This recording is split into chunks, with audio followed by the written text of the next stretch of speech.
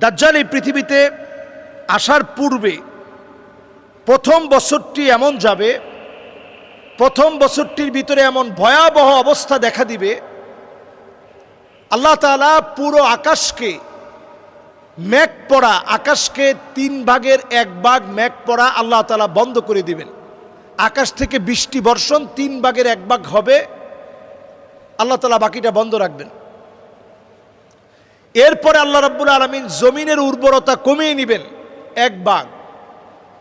দ্বিতীয় বছর এমন হবে জমিনের উর্বরতা আল্লাহ রাব্বুল আলামিন 2 ভাগ, আল্লাহ রাব্বুল আলামিন জমিনের উর্বরতা কমিয়ে নেবেন। এরপরে আল্লাহ রাব্বুল আলামিন এমন একটা সময় দিবেন জমিনের উর্বরতা পুরোপুরি কমে যাবে, দুর্ভিক্ষ দেখা দিবে। দাজ্জাল আসার পূর্বে ইবনে মাজাহ উনি হাদিসটি বর্ণনা করেছেন।